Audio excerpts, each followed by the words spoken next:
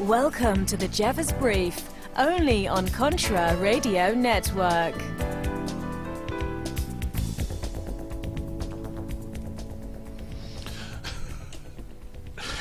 And another episode of the Jeffers Brief. I'm John Jeffers here, welcoming you to another exciting, information-filled episode. I'm glad you're here. I really am. Please. Welcome. All right.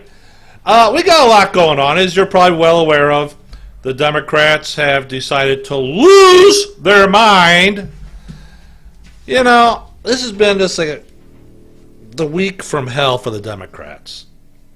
First, we got the international globalists and leftists have decided to unveil a wailing 16-year-old sophomore in high school lecturing world leaders about climate change.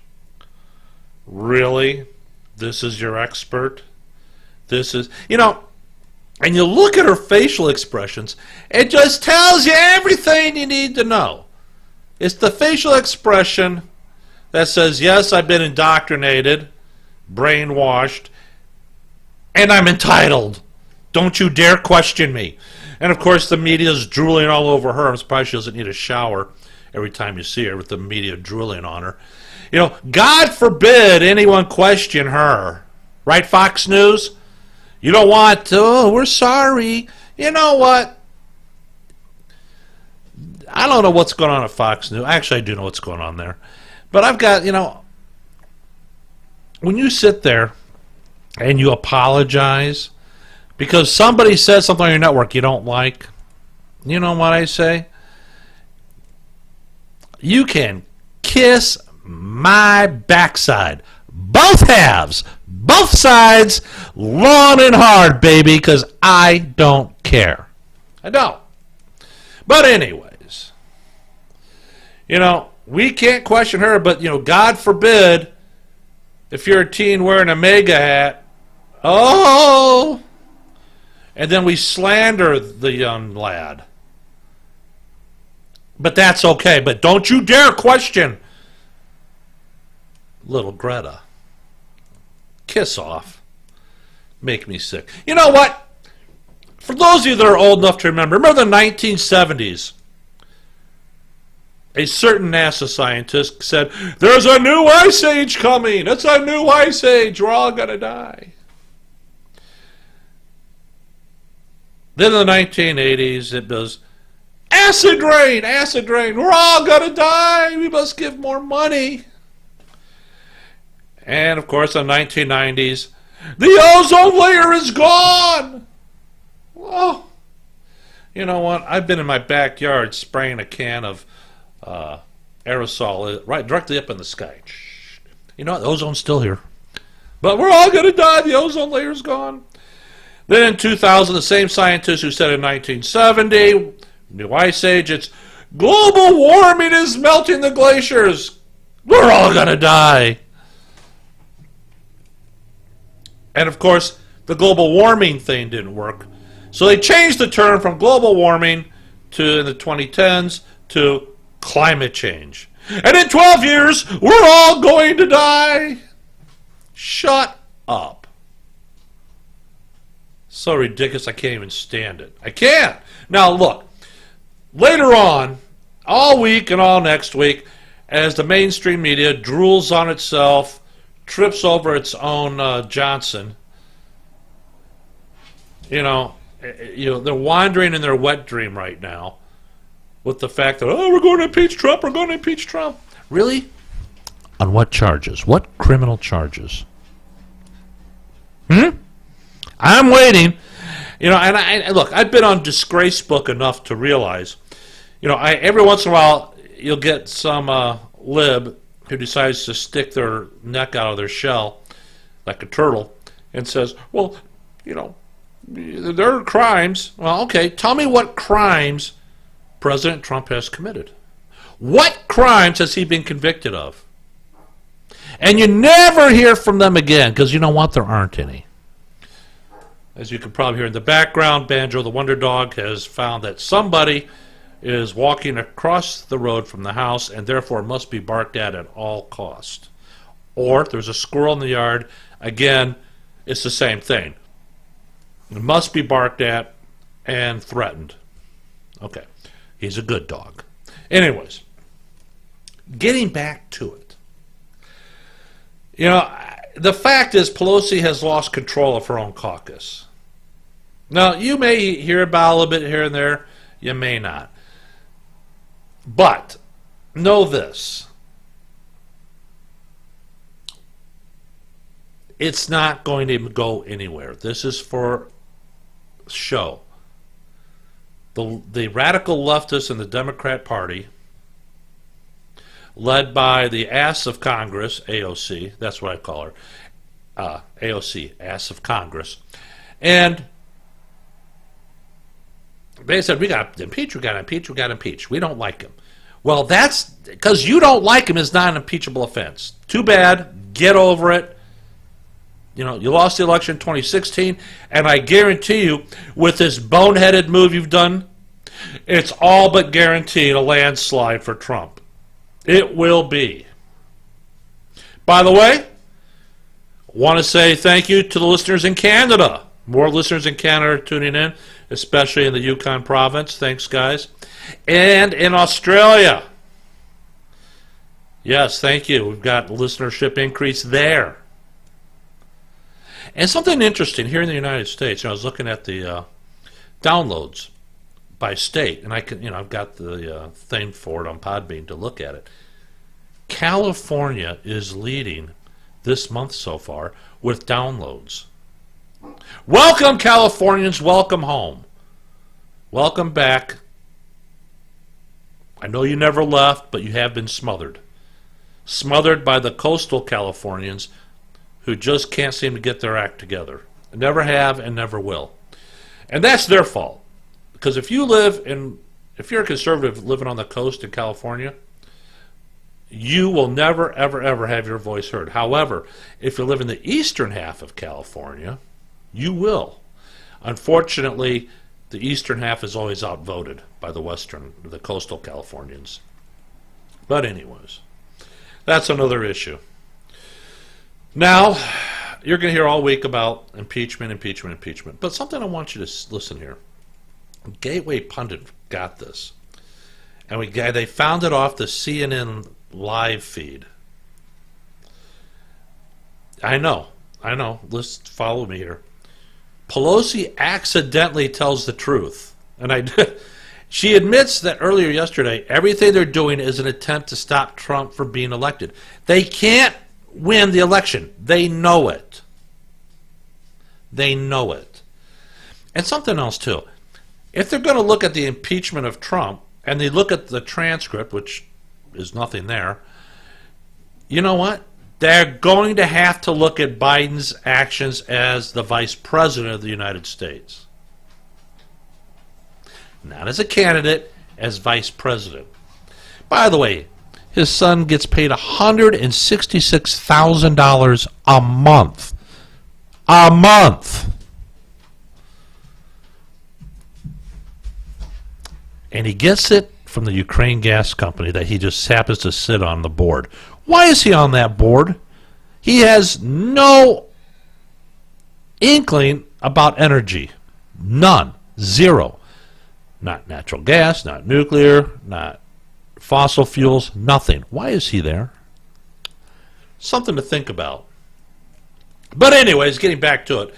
So meanwhile, we've got this, all right? And you know what? I'm going to let you listen for it. You can, she actually, like I said, she actually tells the truth, which is everything they're doing is an attempt to stop Donald Trump, the president of the United States, the duly elected president, from getting democratically reelected. He can't win, and this is very serious. Okay, so listen to this. This is Nancy. Listen to this. What's more serious is that he can't win.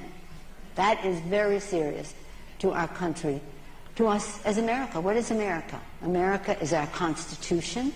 with our system of checks and balances, a republic, freedom of expression, freedom of the press, the guardian of our democracy, the press. That's America. Yes, Nancy. Thank you. Nancy, why don't you have another drink, dear? Yeah, you make a lot of sense when you're drinking, you goof. So anyways, now the whistleblower in question, look, you may hear this, you may not. However, I'm here to tell you, one, this quote-unquote whistleblower complaint is hearsay. That person never even was on the call, has no idea what was said. You can't even bring this person into court to testify because it's hearsay. And then we turned out that now they've given money to the Biden campaign, and there seems to be an issue of whether or not this person is even protected by the whistleblower statute. I know, it's getting crazy, I know. And here's, this is from Sundance yesterday. Now, according to latest reports, the mysterious second-hand whistleblower was motivated by documented political bias against President Trump, as discovered by the Intelligence Community Inspector General Michael Atkinson. This information will likely be released tomorrow in combination with a transcript of the phone call between President Trump and President Zelensky. Now, Secretary of State Pompeo did receive permission from the Ukraine government to release the transcript of the telephone call. And they don't know what the big deal is either. It's a total witch hunt scam by the Democrats. We know that. Additionally, the New York Times is confirming that White House lawyers are trying to urgently clear a path to push the whistleblower into the arms of the politically weaponized House and Senate Intelligence Committees. According to them, White House and intelligence officials are working out a deal to allow the whistleblower who filed an explosive complaint about President Trump to speak with congressional investigators. Remember, this is the New York Times. You know, last week is, we got a bombshell about Kavanaugh. Okay. So the Director of National Intelligence is also expected to release a redacted version of the whistleblower's complaint in coming days, people familiar with the situation said. Now, it might be worth revisiting President Trump's earlier warnings to the media when he was first hit with questions about the issue. The interview transcript is question, Mr. President, do you want to address this whistleblower story, sir? Will you be asking? President Trump says, wait a moment, please. Question, do you want to address this whistleblower story? President Trump says, what story? The question, the whistleblower, whether it was, and it's inaudible. And the president replies, it's a ridiculous story. It's a partisan whistleblower. Shouldn't even have information. I've had conversations with many leaders that are always appropriate. I think Scott can tell you that. Always appropriate at the highest level, always appropriate. Anything I do, I fight for this country. I fight so strong for this country. It's just another political hack job. One thing you need to know about this. The president was not on a private phone call. You got national security advisors and other people taking notes. And when they're done, they pull all their notes together and they write up a memorandum. Now, it's not the same as a transcript you would get like in court where it's, verbatim. It's a memorandum. So everybody understands who said what was talked about, that kind of thing. Now, the Democrats are going to scream, well, this isn't it. This is not real. These fools will die in their sleep, on their deathbed, screaming about Trump. Now, it just goes on and on and on. It's just ridiculous. However, my good friends, let's listen to Ed Henry over at Fox News and listen to what he has to say, or what he found out yesterday. Is our very own Ed Henry. Ed. Sean, I've got some breaking news. I spoke to a senior administration official a short time ago who said that the White House is not just releasing the transcript of this July 25th phone call tomorrow. They'll be releasing other documents, including a look at what the Inspector General at the intelligence community found about the whistleblower who started this whole thing, alleging some wrongdoing by the president. Here's the key information. I'm told by this senior administration official that the Inspector General found that the whistleblower had, quote-unquote, political bias in favor of a rival candidate of President Trump. Say it ain't so. In 2020. Now, this official did not have the specific information as to whether or not the whistleblower, in some sort of a background search, they found that the whistleblower supports Joe Biden or Elizabeth Warren. I do not have the name of the 2020 candidate, but this senior official is telling me we're going to learn tomorrow, and we're learning tonight for the first time here on Hannity, that the whistleblower who's been held up as a truth teller, you know, who's just sort of down the middle and just trying to lay out the facts as they see them about President Trump, actually, as the Inspector General did an investigation here to get at the root of whether or not any of the allegations against the president are true, found some sort of political bias. I don't know if they found emails, if there was an interview with the whistleblower, but this senior official is telling me that the Inspector General found political bias in favor of a rival candidate of President Trump. I can guarantee you, based on what I'm hearing tonight from this official, that we're going to be hearing a lot more about this tomorrow. This official who is familiar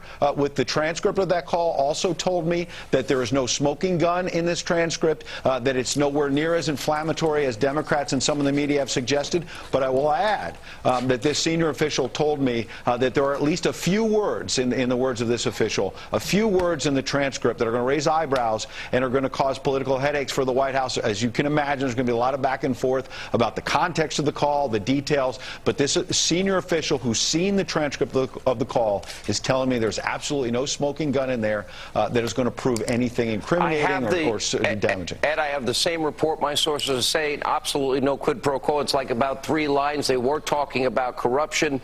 The new president ran on an anti-corruption platform. But to reiterate here, what you're saying is the so-called whistleblower, we know it wasn't a real whistleblower because it was secondhand information, had a political agenda. That is huge news. But here's what I would like to say. Is Joe Biden going to release his conversations? And I would like to demand that Joe Biden now release all of his conversations that he had when he was vice president with Ukraine, especially now in light of what we learned about Joe Biden bragging on tape about how he leveraged $1 billion US. Why would a vice president of the United States ever want a prosecutor in Ukraine fired? Right. Oh, the guy that was investigating his own son, and he was tipped off by the New York Times that his own son was being investigated. There is a lot more to this story, Ed, than I think anybody knows at this moment. The president's being scrutinized about what he's done, and you're right. There are a lot of people raising questions about what did Vice President Joe Biden do when he was in office, particularly because after he left office, as you've known, you've played the clip, he boasted about getting that prosecutor fired at a time when the Obama administration, not the Trump administration, was holding aid and loans over the head of the Ukrainian government at that time, Sean. Yeah, $1 billion. You either fire him in 6 hours or, no, you're not getting the money. Same prosecutor investigating Burisma Holdings. That's the same company that his son was involved in and benefiting to the tune of millions of dollars. And we haven't even touched the China issue yet. Ed Henry, great report. Thank you. The whistle is a very... There you go. Now you get, like, what shall we say? A very condensed version of what's happening. Interesting enough. Now today, the DOJ has released a report on the alleged whistleblower. As you've heard already, it finds anti-Trump political bias, complaint based on what? Hearsay and bogus accusations. What? Say it ain't worse. So it just keeps getting worse for the Trump-hating Democrats. In July, President Trump spoke with the new Ukrainian leader Zelensky after Rudy Giuliani announced he was traveling to Ukraine to investigate the Biden crime family. Now, according to the transcript released today, President Zelensky brought up to Rudy Giuliani and his investigations of the Biden crime family with President Trump. Now, according to President Zelensky, he says, quote, "We are ready to open a new page on cooperation and relations with the United States and Ukraine. For that purpose, I just recalled our ambassador for the United States, and he will be replaced by a very competent and very experienced ambassador who will work hard on making sure that our two nations are getting closer. I will personally tell you that one of my assistants spoke with Mr. Giuliani just recently, and we are hoping very much that Mr. Giuliani will be able to travel to Ukraine and we'll meet once he comes to Ukraine." It was Zelensky who brought up the Biden investigation, not President Trump. And now, meanwhile, the DOJ released on, which is yesterday, released a report of the anti-Trump whistleblower. So what does it say? All kinds of fun stuff. I don't even know where to begin. It's a good, what? I don't know, looking at 9, 10 pages. I'm not going to tell you. Look, we're not going to go through all 10 pages. However, if you want to, check out gatewaypundit.com. It's on there. Read it for yourself. I always like you to be informed. I will tell you what's out there. You make the decision what's valuable, what is not. That's all I'm telling you. All right. Meanwhile, Giuliani's just... You ever get to one of those points in your life that one of these moments pops up and everything's going right down the line the way you planned it? That's what we got with Giuliani. Now, according to Giuliani, he says, the Democrats have stepped into something way beyond what they realize. And here he is on Fox News. Here, listen to it yourself. I always like to listen. I think the Democrats have stepped into something way beyond what they realize. It reminds me of a fighter who was swinging wildly against a really skilled fighter who has a great right hand and puts him right down. They have walked into something that I was hoping they'd walk into for 6 months, and what they've exposed is probably what's going to turn out to be one of the major scandals of the early part of the 21st century, which is Joe Biden. It's a lot of money, Laura. It's not just Ukraine. It's a pattern of conduct. It's a very serious pattern of conduct. It really goes back to small-time stuff when he first got into the Senate with his brother, who was enriching himself on Biden's public office. What? And then the numbers got outrageous during the Obama administration. 5-6 million to a son who's a seriously incompetent person who got put on a board of the most corrupt company in Ukraine. Rudy, the question about this... I have the records. I have the records of a $3 million laundered payment to Mr. Biden's son. I have the records. I have the dates. It went from Ukraine to Latvia, Latvia to Cyprus, Cyprus to... That's we've documented this. Ask your two lawyers this. That's called evidence of guilty knowledge. So this is not the first time. It is not. Of course, they're all connected. The Biden clan, John Kerry, who should have been charged with violating the Logan Act months and months ago. And, of course, Jim Comey's spies in the Trump White House. You're going, John, what are you talking about? Well, I'm going to tell you. What have I got coming up? What is this? What? I got it here to... Oh, okay. We'll take care of that in just a moment. Let's take a listen to this.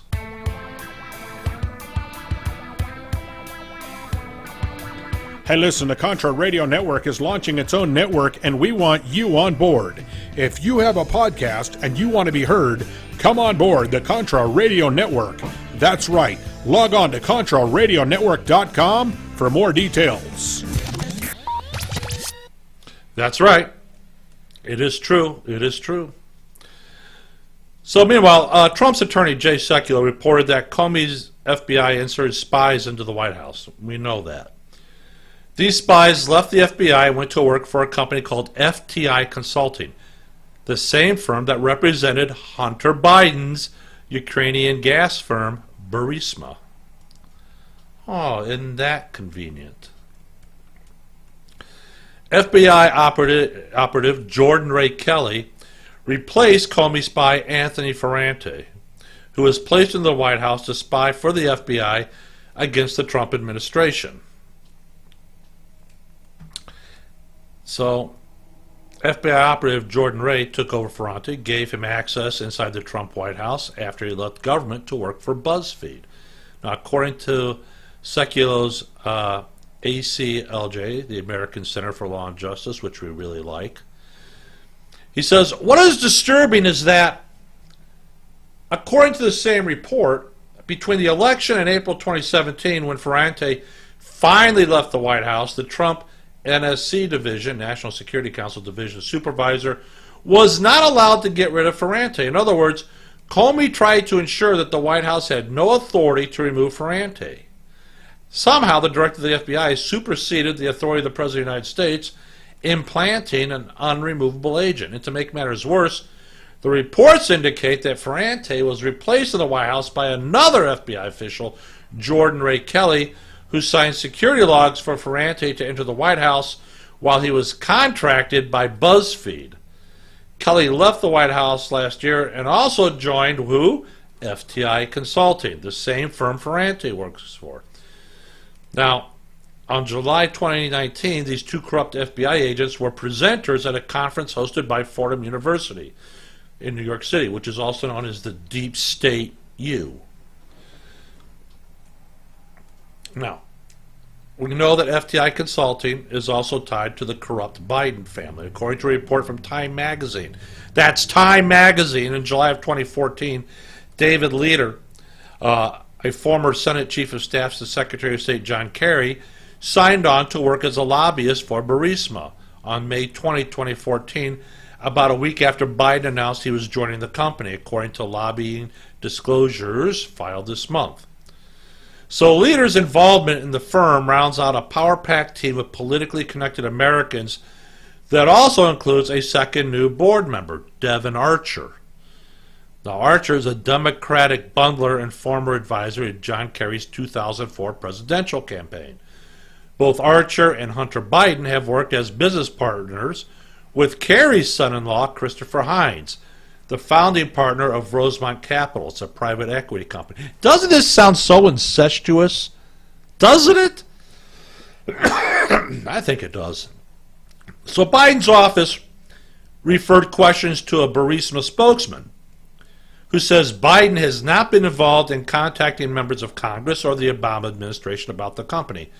His role, like all board members, is to provide strategic guidance to Burisma, said Lawrence Pacheco, who works in Washington, D.C. for FTI Consulting, a communications firm that is also employed by Burisma. No wonder the Democrats are going after Trump. It's self-preservation.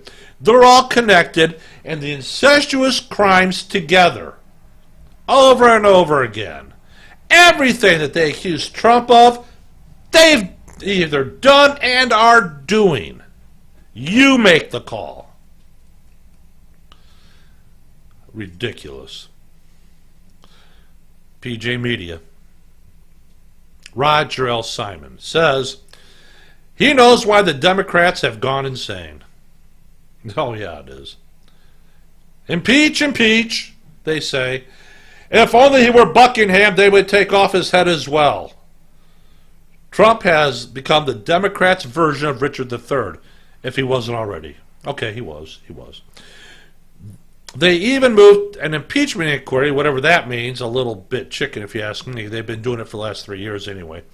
After Trump announced he was making his phone call with Ukrainian President Vladimir Zelensky public Wednesday in unredacted form, and now he's announcing the whistleblower's complaint, whatever hand it is, second, third, or who knows, will be released later in the week. Talk about reckless jumping of the gun on the Democrats' part. This reeks of outright panic. So what's really going on here? Why are the Democrats, to put it bluntly, gone berserk? Why are they risking a backlash of cosmic proportions other than appeasing their psychotically inflamed base, of course? 1. Distraction. They live in absolute fear of the coming revelations about the Russia probe from Inspector General Horowitz, but even more from the DOJ's John Durham, who can actually put people in jail. The Dems know, if they have a brain, and if you do, these revelations are likely to point up the line at the leaders of the Democratic Party all the way up to former President Obama. They were all involved to one degree or another with illegally spying on or undermining Trump and his administration and supporters before and after the election. The extent of this we are only beginning to understand. To put it mildly, not good. Whether you call this treason is up to you, but you can be sure middle America, for example, those elusive independent voters, will not appreciate it. That's you and me. But there's something worse, and Pelosi knows it. The only hope for Democrats to defeat Trump is, remote and quixotic as it may be, impeachment. In the midst of the current brouhaha, Joe Biden, their great, alas, white male hope, is being exposed as not just a senile plagiarist, but a senile, corrupt plagiarist with a freaky family out of a Southern Gothic novel with tentacles reaching into China and Ukraine. Again, not good. As Bush 1 would say, it's not good. It wouldn't be prudent. Unfortunately, the rest of the Dems have tacked so far to the left, they wouldn't be able to win an election in Shenyang. Sanders, speaking of senility, is almost risible. He wants to restrict population for reasons of climate change, when every one of the myriad social programs he so vehemently urges depends on strong continued population growth for economic survival, irrespective of taxes. Is he that stupid? I don't think he's stupid. He's just a liar. As for a somewhat subtle clone, Miss Warren, her proposals are, if anything, more extreme because she fails to acknowledge, though Colbert did his best to encourage her, that they are going to cost a ton of taxpayer money that approaches national bankruptcy. Even taxing the rich at 100% won't come near supporting her ideas. Wait until Trump gets a hold of that one. So for the Democrats, trouble ahead, trouble behind, ergo impeachment. Of course, it will never happen. Pelosi knows that too. That's why she never held a congressional vote on this inquiry. And indeed, the whole spectacle might be amusing in a macabre sort of way if it weren't important things going on in the world. The president is engaged in negotiations of tremendous significance with the Chinese in trying to neuter as much as possible the violent mullahs of Iran. But the Democrats don't care. In fact, they would prefer he fails and seems to be doing everything in their power to make it so. To call that un-American is an understatement. Actually, it's despicable and deeply immoral. Not just for the citizens of this country, but for the world. What children? Think about this.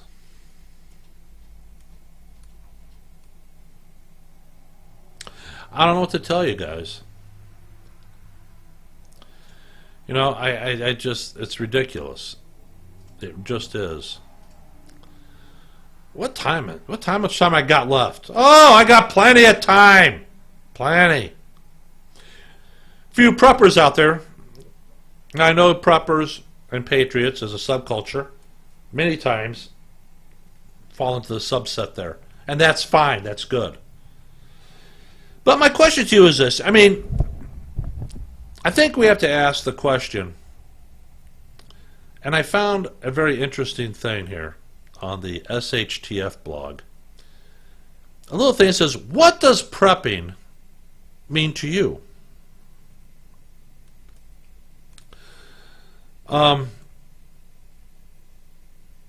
Everyone's level of prepping is not the same. We know that. Some people prepare for the occasional storm, power outage, short-term hardship, or numerous other emergency situations. However, at some level, the need for preparation will apply to everyone. We all have to decide what prepping means to us and to what extent we want to pursue it. And we'll get back to it. Attention podcasters. Do you want to be heard? Come on board the Contra Radio Network. That's right, we're launching our own network and we want you to come on board. Bring your podcast and get your voice heard right here on the Contra Radio Network. Details coming soon. There you go. Shall we continue? I think we should. For me, this is Tinderwolf writing. He's a contributing author to the blog and at Survival Catch. He says, for me, it goes beyond preparing for your average 3-day power outage caused by a storm. I believe we live in a world with unsustainable practices and lifestyles, and to that end it is my belief that I need to be the mindset of being self-reliant long-term. So what is long-term? My definition of long-term would be a minimum of 1 year to, well, pick any number. First thing you do is you got to research your gear. In terms of gear, most of us get lost in products deemed tactically cool. It is easy to find yourself bookmarking pages of badass knives, right, Donald? Or falling into the trap of feeling the need to own a product in order to complete your bug-out bag. In fact, for the first several years I embarked upon this lifestyle, I was on this path. When I first began prepping, I primarily concentrated on gear and wanted what everyone else was saying was the best. The most important thing to remember when it comes to gear is do your research. Cannot stress enough how important it is to research the gear in which you are interested. Sometimes the cheaper gear is better than the more expensive gear and vice versa. Also consider the specific use of that gear for your purpose. The first knife that I purchased was advertised as a survival knife, but turned out to be a combat knife. Most knives are labeled as survival knives are not truly the kind of knife you want for a survival situation. Almost all the knives out there are labeled this way are combat knives and not knives that will be effectively cut wood, process game, slice vegetables, or clear brush. They're for self-defense, period. There is not one tool that will do it all, but there are some that can do quite a bit. Most of the other gear I obtained included food, tents, sleeping bags, other tools. I quickly picked up at a local store online, and I purchased them after reading a few good reviews. I did not properly assess their purposes or durability for my family. I got the gear to have the gear. Now it is better to have these subpar items than not to have them. I mean, is that true? Mostly, the answer to the question is yes. Will the brand name sleeping bag I bought at the big box store work at home when my power goes out? Yeah, it will. Will it work outdoors when it's 20 below zero? Is it worth staking your life on a piece of gear that will not perform its intended purpose? This is the question you need to ask yourself when purchasing a piece of equipment. After acquiring friends in the proper circles and participating in extensive discussions, I finally found the path that I needed to be on. First suggestion is to find someone who has vast life experience, whether it be in the military, the outdoors, in the survivalist field, and ask lots of questions. You should always ask lots of questions. Next, decide for yourself how to utilize and employ the combined knowledge you have gleaned from those more experienced than yourself. By limiting yourself to skimming some online product reviews, you may be unintentionally gambling with your friends and your family's future survival. I would add that about these online product reviews, you really don't know who the hell put that review there. It could be the proprietor's best friend, or his niece, or his nephew, or his wife, or one of his kids. You just don't know. You don't know. You don't. The other piece of network I have regards for you prepping is this. It seems to me that there are a lot of people out there that prep towards one specific end. In the last several years, combat-related prepping has become the most popular and talked about. While you do need to be able to defend yourself, there are more important things to consider than what accessory is best for your firearm. To me, it is obvious to prep for the first dangers most common in your region. It does you no good if the main event you are prepping for is an EMP if you live in Tornado Alley. It does you no good to spend all your time and money stocking supplies to bug in with no plans to bug out if you live on a major earthquake fault line. It's akin to investing your money in the stock market. You want to diversify and not place all your eggs in one basket, so to say. So concentrate on local threats first and expand from there. Now, when it comes to firearms, I know people who prep strictly with high caliber ARs and pistols, or with obscure calibers, or with just hunting rifles, all of which will get you into trouble unless you diversify. You shouldn't have 10 ARs with thousands of rounds in stock. You shouldn't have just a .22 caliber and expect to get by. Ideally, you need to have a few ARs, some pistols, some hunting platforms. Just like the knife I spoke of earlier. Every tool has a specific purpose, and there is not one tool that will do everything. It is not wise to hunt rabbits with a large caliber rifle or pistol, and you don't want to have to defend yourself with a .22 caliber platform. You will also want to invest firearms with the most common calibers available.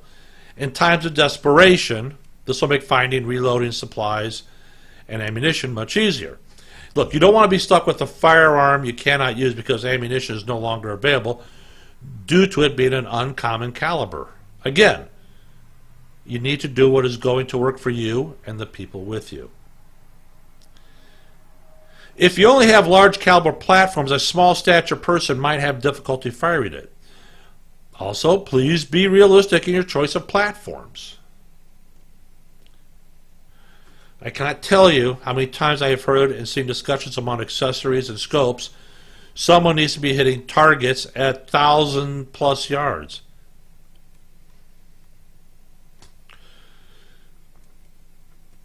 I will respond to these people with, have you had any military or law enforcement training?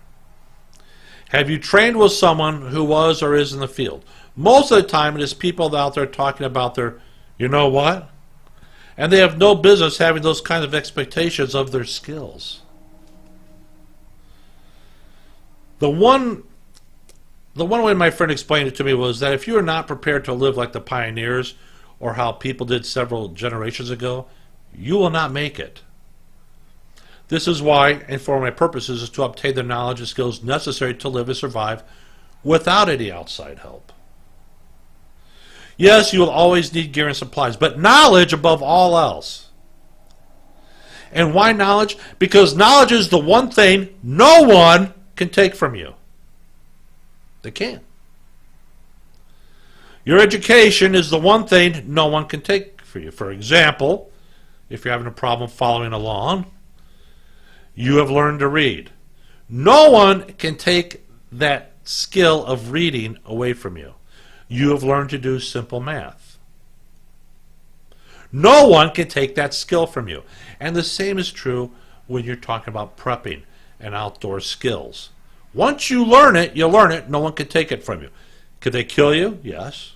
But they can never steal it from you. All right. Now, this doesn't mean relying on a year's worth of, or 20 years worth of MREs or other long-term food. It doesn't mean relying on the latest and greatest military-style rifle and a stock of 20,000 rounds of ammunition. It doesn't mean relying on solar and wind power to power all your tools and appliances. Do you want alternate energy tools like solar? Of course you do. We all do. Do I stock extra food and have firearms for hunting? Of course, so I do. However, all these things will wear out, and break.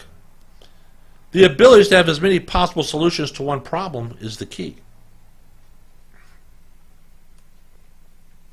Now, if a major event happens, the likelihood of resupply exponentially decreases with time. Let me repeat that. If a major event happens, the likelihood of resupply exponentially decreases with time. So even though you have your year's worth of bullets, beans, and Band-Aids, what happens after that if the situation is still bad? Some basic skills and knowledge that I believe you need to obtain. Basic maintenance, building, plumbing, electrical know-how, What if your house, a friend's house, or some important building is damaged? What if you need to bug out and the area you're in long-term doesn't have a decent permanent structure? Being able to frame up a small structure for living or a larger building like a barn and a way of containing livestock is paramount in your ability to survive and grow. Creating a garden and working the land is vital to your survival for food and a few other important raw materials. Most people grow small gardens in their backyards or on their balcony. But could you work a larger plot of land? What tools would you need for a full acre or larger food plot? What is the proper way to work it and maintain it? Do you know about crop rotation, fertilizers, watering, weeding, harvesting, and different seasons for different varieties of crops? Do you know the difference between GMO seeds and heirloom seeds? Now, GMO seeds are crops that are created to have a much higher yielding crop, but don't produce as many or productive seeds for replanting. Knowing how certain crops can complement each other is very extremely important. Take the Three Sisters planting method, for instance. This is where you closely plant corn, squash, and climbing beans.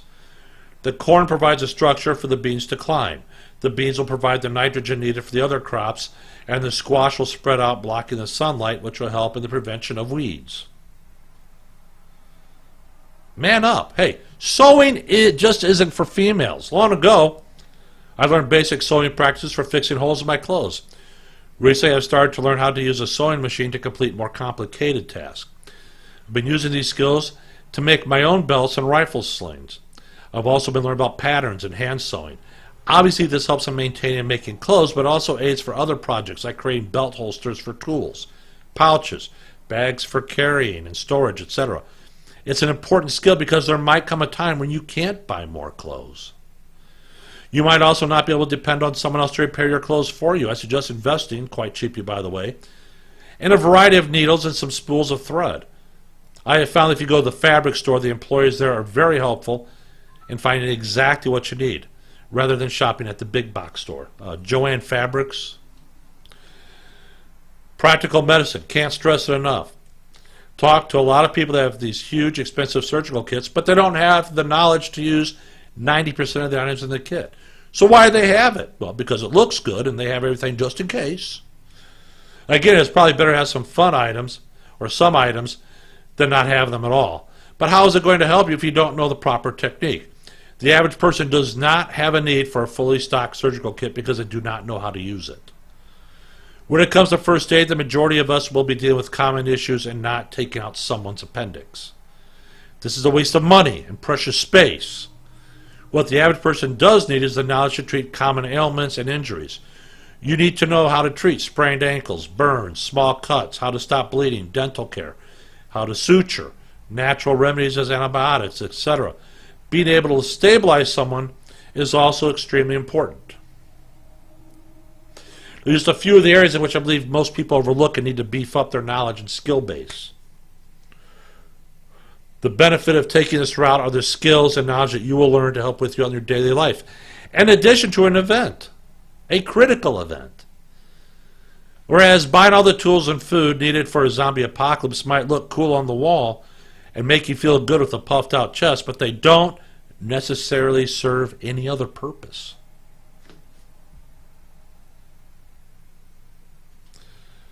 Think about it. Think about what we just talked about, what I just said. So many things to do. So many. You know what we have not done in a while? Let me call it up here. Yes, you know where I'm going. Even though we've heard these fools before, let's see what else we got. Let's see. Oh, you know what? Yeah, well, I do wish the House Republicans would just come out and say this whole impeachment inquiry thing is like an IED. It is going to blow up in the Democrats' face. It's going to give them so much back blow that it's going to knock them on their backsides. And that's good. That's what we want. Oh, what else we got here? Oh, God. Oh, yeah. Don't tell me. I Oh, this is so stupid. I can't stand it. But As what else we got here? Let me see. Let me get it here. This is so stupid. I can't stand it. Can I stand it? I can. Here we go.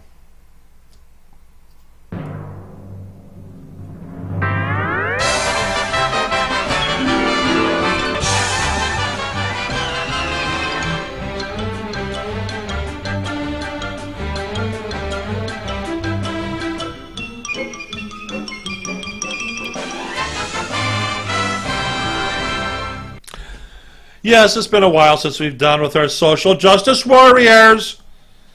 What are they up to this week? Who knows? But let's find out. The St. Paul School District is to pay $525,000 to a teacher who criticized racial equity discipline.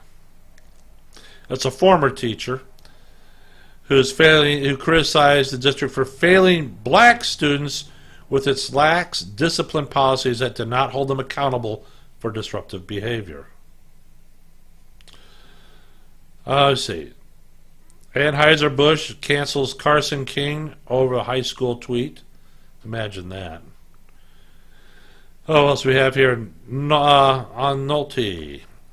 He says, Rambo Last Blood is more proof you can't trust Rotten Tomatoes, and its cabal of left-wing critics are deliberately looking to deceive us and even tag us as racist for daring to enjoy a perfectly acceptable piece of entertainment. Oprah Winfrey picks reparations activist Ta-Nehisi Coates' novel for her book club. Her first novel is The Water Dancer, and it's, well, if it's Oprah, you can probably guarantee it's left-wing. New Zealand professor, he says, my book on free speech has been banned. Professor James Flynn of the University of Otago in New Zealand claims that his upcoming book on free speech was banned by its publisher due to its content. Drag Queen Story Hour for Young Children celebrated as part of LGBTQ Big Read event. The Hartford Public Library in Connecticut will host 2 Drag Queen Story Hour events Saturday as part of its library celebration of its LGBTQ Big Read campaign. Look, I don't care if you want to read to kids. Is it necessary for the drag queens to come in full costume? Leftist Prime Minister Justin Trudeau has managed the impossible. He has gotten conservatives to rally to his defense. All it took was media outlets revealing his passion for blackface. According to Martel, it says, ignore conservative pundits. Justin Trudeau is a racist.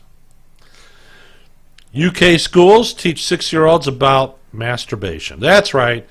English school children as young as 6 years old are being taught lessons about stimulating their own genitals, following the government updating the national sex education curriculum. What the hell is going on over there?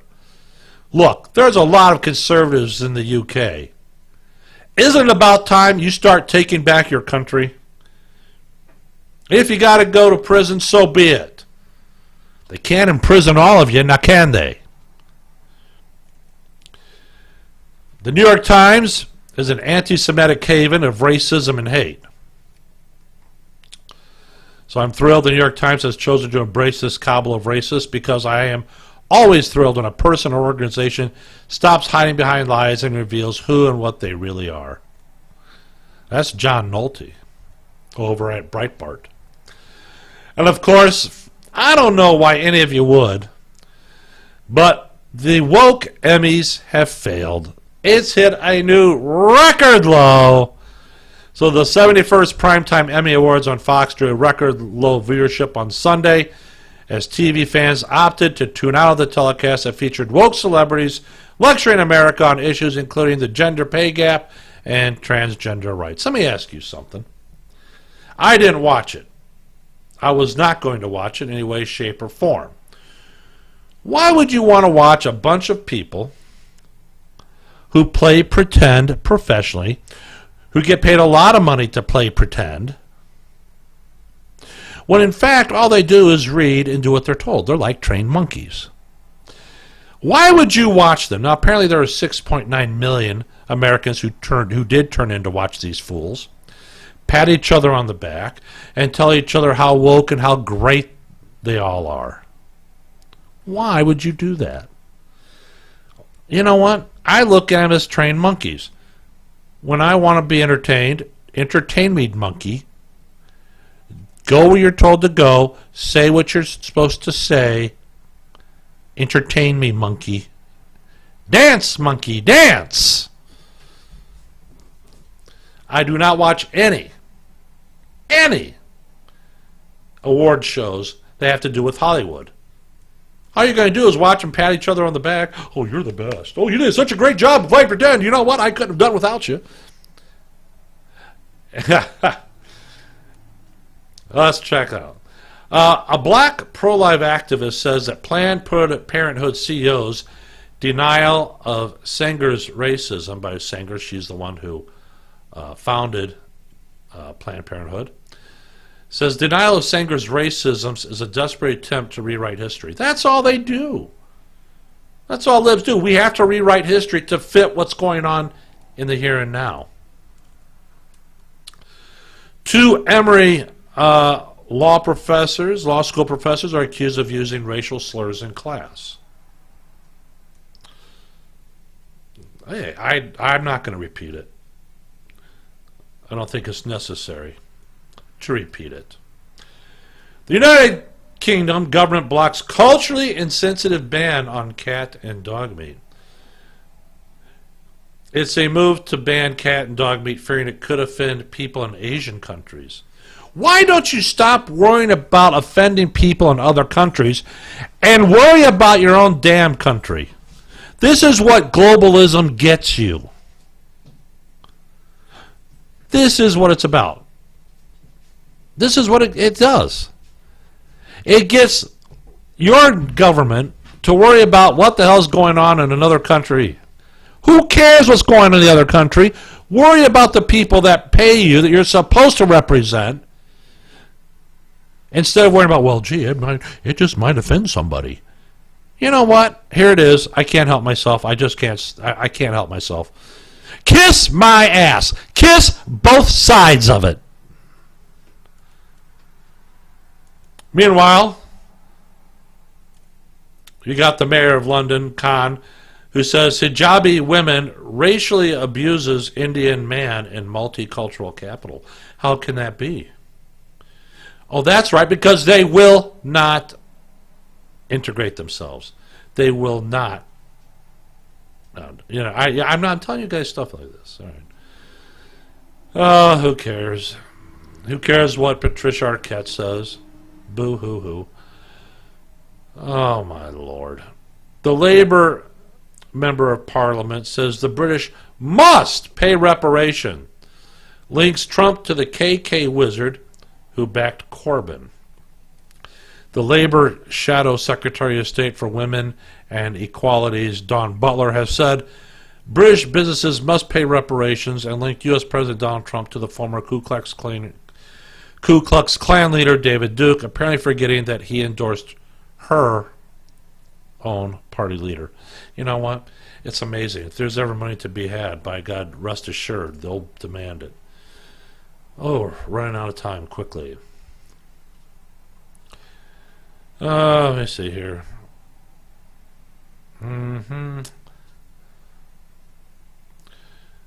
All right. Oh, guess what? Chick-fil-A has doubled its sales despite increased protest. Yes. Love it. Meanwhile, hey, look. Only got a little bit of time left. Hey, if you are a podcaster, you should come on the Contra Radio Network. Give us a try. And if those that come in now, ground floor, opportunity, and this includes for you that want to advertise with us, your rates still stay the same the entire time you're with us. We are going to be raising rates eventually, but right now is the time to get in. Get in now, whether you want to advertise with Contra Radio Network or whether you want to do a podcast, you want to do a show, you can. Come with us. Come to us. We'll give you the best price, and we're going to keep it the same. the entire time you're with us. Look at us. Think about it. All right? Think about it. More stuff is coming. I think you're going to like it. In the meantime, don't forget to listen to Don Lowry on the Underground Conservative and Mark Boyle, Prepper Guy. And listen to those two together when they get together on the Two Crazy Guys episodes. You want to just, it's funny. Mark gets Don wound up, Don starts cracking, and Mark just sits back and laughs. Until next time, have a good one.